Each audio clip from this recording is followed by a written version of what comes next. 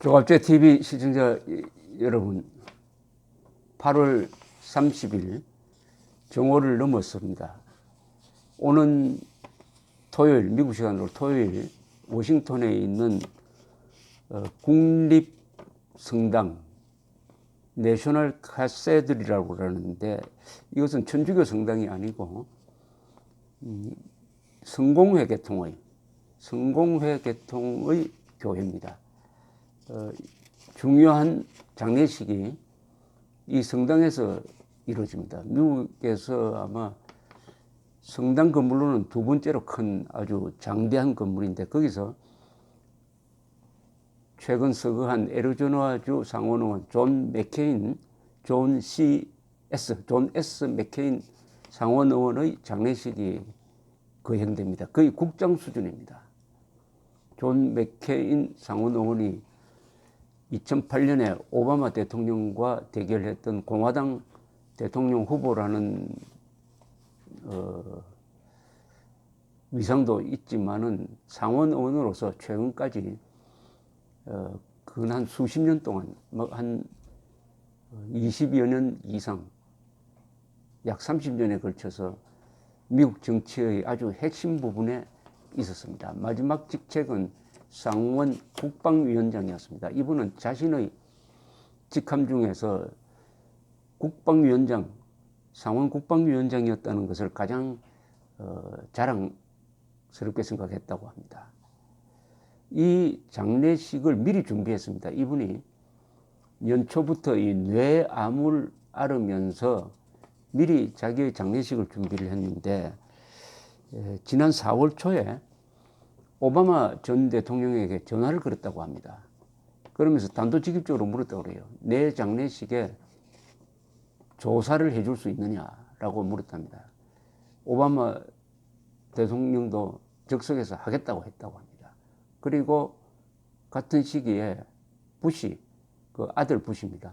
조지 부시 전 대통령에게도 맥케인이 전화를 해가지고 장례식에서 조사를 해줬으면 좋겠다고 했고, 부시는 승낙을 했다고 합니다.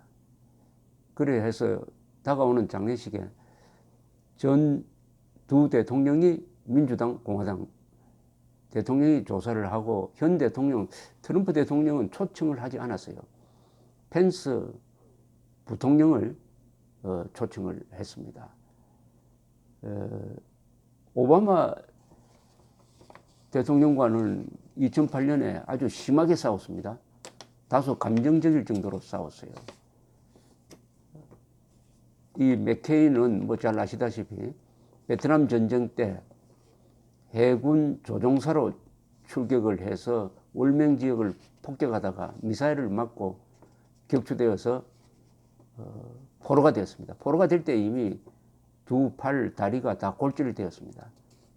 제대로 치료도 받지 않고 고문당하고 하는 세월을 약 5년 넘게 보냈습니다.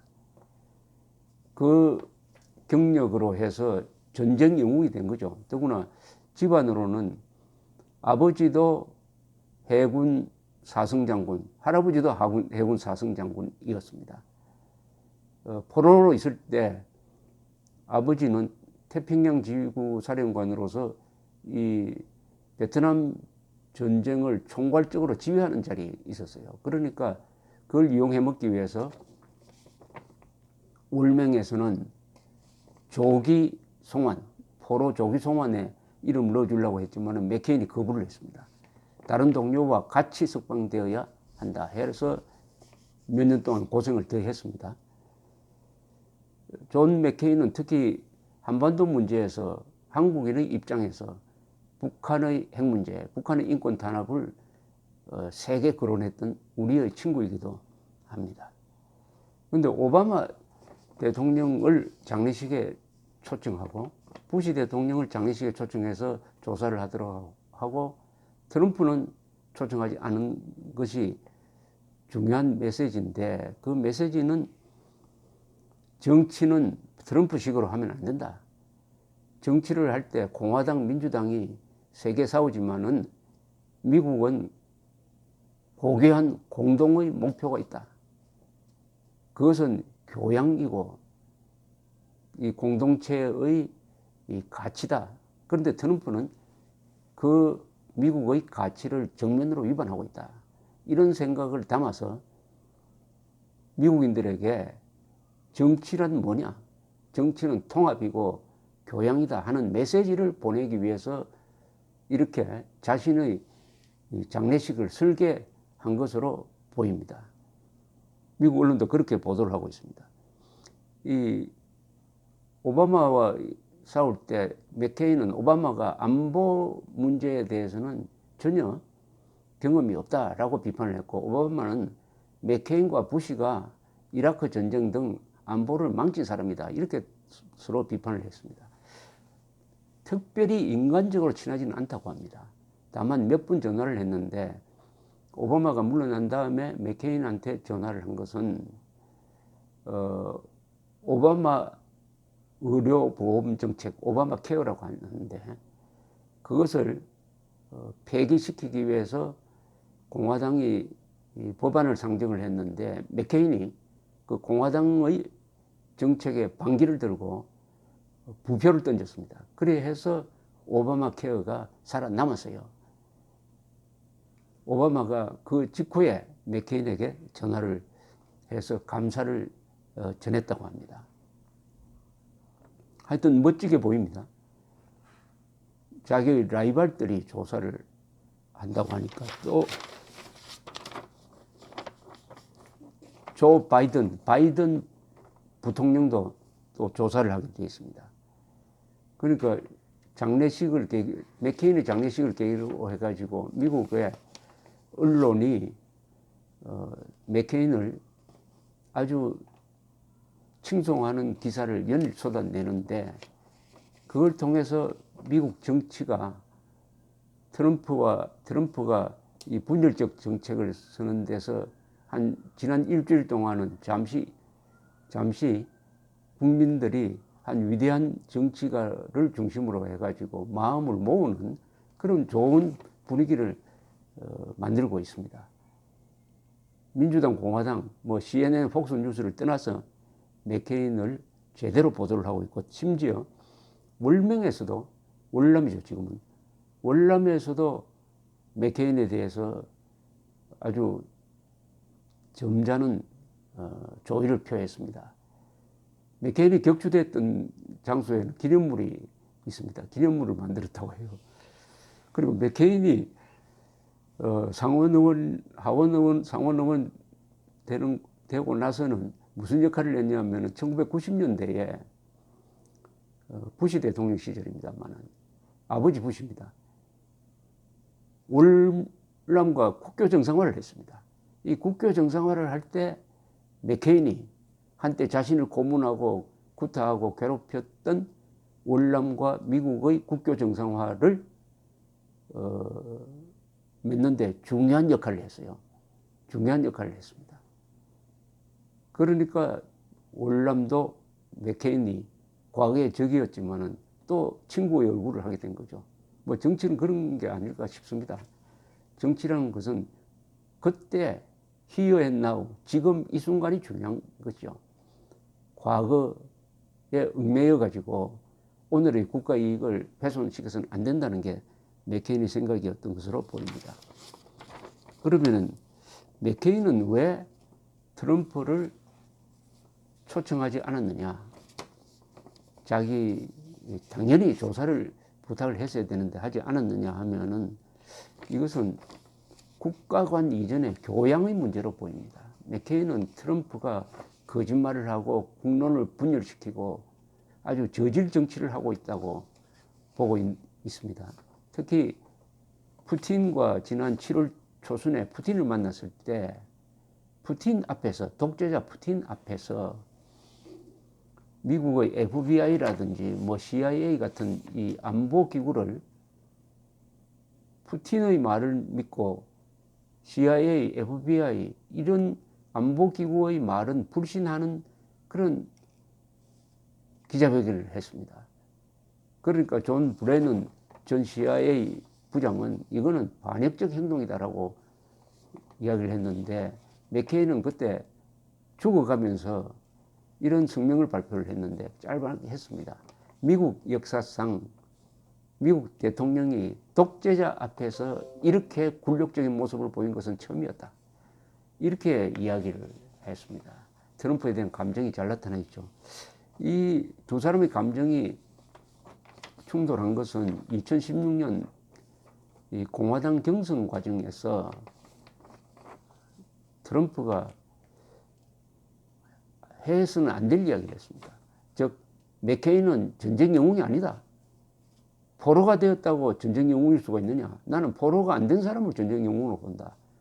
말하자면 맥케인의 가장 중요한 경력인 포로 생활을 격하하는 약간 비아냥거리는 말을 한 것이 맥케인의 가슴에 좀 오랫동안 꽂혀 있었던 듯 합니다. 그러나 이 맥케인과 매우 친한 상원 의원 중에 린지 그레이엄 상원 의원이 어제 CNN과 인터뷰를 하면서 린지 그레이엄은 또 맥케인과 매우 친합니다. 그래서 상원에서 맥케인을 떠나보내는 감동적 연설을 했는데 연설을 한 직후에 트럼프가 전화를 했더랍니다. 그러면서 당신 참 잘했다. 친구를 위해서 정말 좋은 이야기를 했다라고 또 이야기를 전해 주었습니다. 이런 모습이 한국에서도 있었으면 좋겠는데 어려울 겁니다. 왜냐? 한국에서의 정치 구조는 본질적으로 좌우 대결입니다. 좌우 대결은 상대방을 제대로 존중하지 않습니다. 특히 왼쪽에 있는, 특히 좌익적 생각을 가진 사람들은 계급투쟁론에 입각하므로 상대방을 존중하지 않습니다. 계급투쟁론은 상대를 말살하는 정책입니다. 말살하는, 적으로 봅니다. 경쟁자를 인정하지 않고 경쟁자를 적으로 봅니다. 이게 계급투쟁론, 특히 마르크스주의의 핵심입니다. 좌우 대결 구도를 가진 나라는 정치가 살벌합니다. 대한민국의 이 정치 구도는 좌우 대결 구도인데 좌우 대결 구도의 본사는 프랑스입니다. 프랑스의 대혁명, 18세기 말의 대혁명이 세계 민주주의를 발전시키는데 도움이 됐다는 사람과 안 됐다는 사람이 있어요. 하여튼 그 대혁명이 프랑스 사회를 좌우로 갈라버리고 말았습니다. 그래서 좌우 대결이 한때는 내전적 구도로 갑니다. 내전 바로 1870년에서 71년 사이 프랑스가 프러시아와 전쟁을 하다가 프러시아에게 참패하고 파리가 포위되어 있는 그 순간에 적전 분열이 일어나가지고 좌우 대결을 하면서 그게 유명한 파리 콤뮌 사태로 갔습니다. 파리 시내에서 좌우가 대결해가지고 3만 명이 죽었습니다. 좌우 대결 구도를 가지면 이런 끔찍한 내전이 일어날 수도 있기 때문에 진정한 의미의 이 화해로운 정치가 불가능한데 다행히 프랑스에서는 드골이 나타나면서 드골이 좌우를 통합하는 리더십을 보여주었습니다. 지금 프랑스 대통령 매크론은 사회당 출신인데도 공식 사진을 찍을 때는 드골의 회고록을 옆에 두고 찍습니다. 즉 드골 정신을 자기가 계승한다는 것이죠. 이게 부럽게 생각이 되는 것은 한국의 좌우 대결 구도가 점점 문재인 정권의 국민 분열 정책을 통해서 점점 깊어지고 있다는 사실입니다. 그런 점에서 맥케인의 죽음을 계기로 미국 정치가, 미국 국론이 하나로 통합되는 모습을 보이는 게 부럽습니다. 감사합니다.